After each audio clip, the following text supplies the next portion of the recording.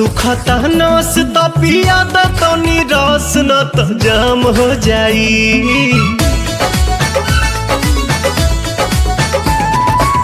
सुखता नस त पिया द तनी रस न त जाम हो जाई, न त जाम हो जाई। ए राजा चलो ना पिपरवा के तरवा ओही जे सारा काम हो जाई। ए राजा चलो ना पिपरवा के तरवा ओही जे सारा काम हो जाई। जानी बात टरकाव यही लागे ढरकाव रानिया जुरी में उठावा के पानी। बड़ा तेज बट धूप सब राजा रूप देखो काहे में फंसी जवानी। राजा चलो ना पिपरवा के तरवा ओही जे सारा काम हो जाई। ए राजा चलो ना पिपरवा के तरवा ओही जे सारा काम हो जाई।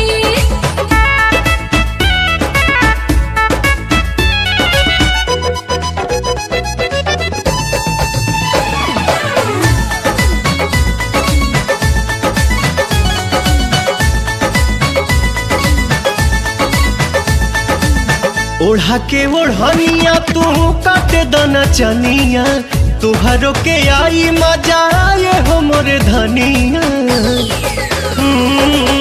ओढ़ा के ओढ़निया तू काटे दना चनिया, तुहरो के आई मजा आए हो मोरे धनिया। नशा में नतीजा कुल बिगाड़ देबो हो, सारा इज्जत के बेइज्जत में लसार देबो हो। कहीं इतना डेरालू तू तो झूठे अगर आलू रानी कहतानी बात हम सही। ये खेल बच खेल बानी हमनी अकेले देखे गहुआ के लोग का कही। राजा चलो ना पिपरवा के तरवा ओही जे सारा काम हो जाई। ए राजा चलो ना पिपरवा के तरवा ओही जे सारा काम काम काम हो जाई।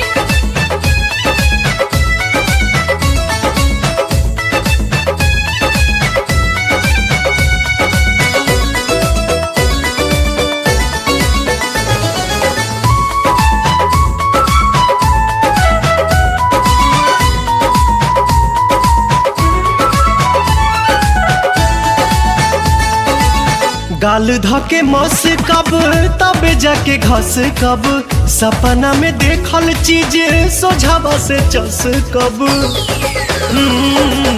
गाल धके मस कब तबे जाके घस कब, सपना में देखल चीज सोझावा से चस मोरे कब। सोना मोरे हीरा तू तो बड़ा पागल आइल लागे मना मना बात कुली खोला तू फाइल। बाटे खड़ा दोपहर मन मारता लहर रानी मनवा के कोई से मनाही।